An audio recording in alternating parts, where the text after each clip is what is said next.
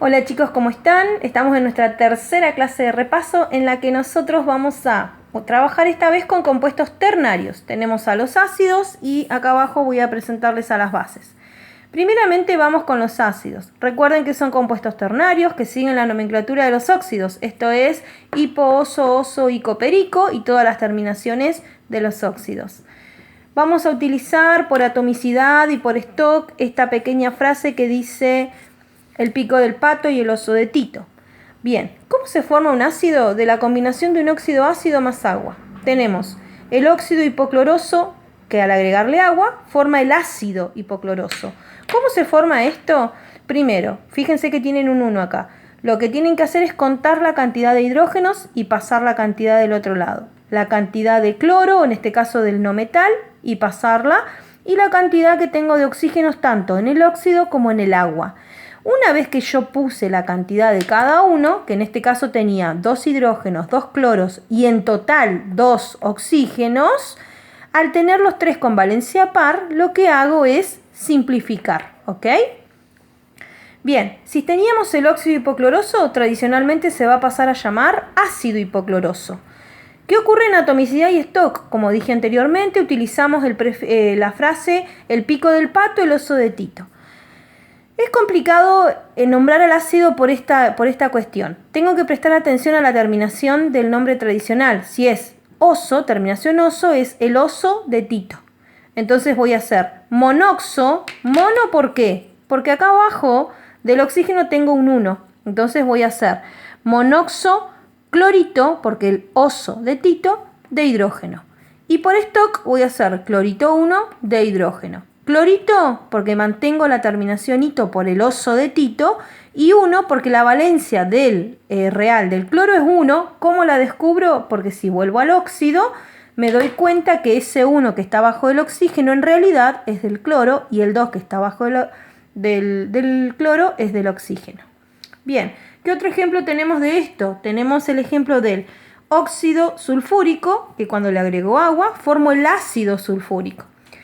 ¿Cómo hago también? El mismo procedimiento. Cuento la cantidad de hidrógenos, que es 1, que tengo 2, entonces pongo H2.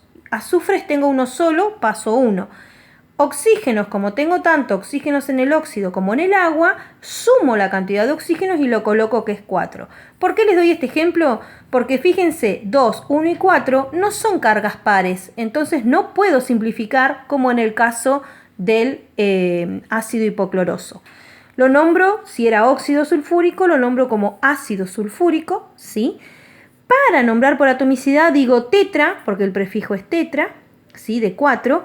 Oxo por oxígeno, tetraoxo. Y acá sería el pico del pato, ¿sí? Porque es sulfúrico.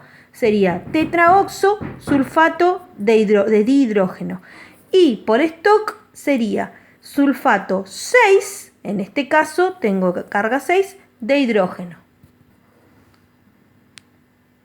Bueno, si continuamos este análisis, ¿sí? De los compuestos ternarios, decimos que las bases también son ternarias, tienen clasificación a diferencia de los ácidos y también siguen la nomenclatura de los óxidos. La combinación de un óxido básico más agua me da una base.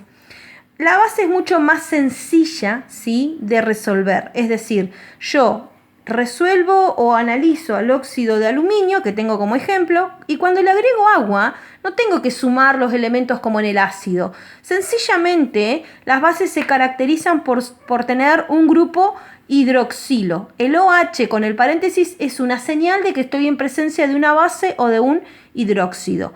¿Por qué es un compuesto ternario? Porque tiene al aluminio, al oxígeno y al hidrógeno, que son 3 elementos, ¿sí? ¿Cómo se forma la base? Sencillamente así. Tenemos X por una cuestión de que no sabemos cuál es el metal. En este caso yo les di el óxido de aluminio.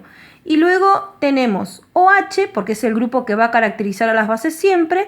Y afuera, esa X que puse ahí, sencillamente es la valencia del óxido. Es decir, del óxido básico yo saco el valor del aluminio. ¿Qué ocurre acá? Tenemos un proceso de neutralización. ¿Qué ocurre? Que la molécula del óxido se rompe y los átomos de oxígeno se unen con el agua. ¿Para qué? Para llegar a quedar neutros y formar los oxidrilos, ¿sí? ¿Cómo nombro esto? Si era óxido de aluminio, tradicionalmente se va a pasar a llamar hidróxido de aluminio. Por atomicidad digo tri, porque tengo un 3 acá abajo, ¿sí? Hidróxido de aluminio. Y por stock, hidróxido de aluminio 3, indicando en números romanos, otra vez, la valencia del metal. ¿Qué clasificación tiene? Es trivalente precisamente porque su valencia es 3. Si yo tuviera un 2 en esta base, diría dihidróxido y diría base bi o divalente. Si tuviera un 4, digo tetrahidróxido, bla, bla, bla, y base tetravalente y así sucesivamente. Con esto termino la explicación de por lo menos ácidos y bases.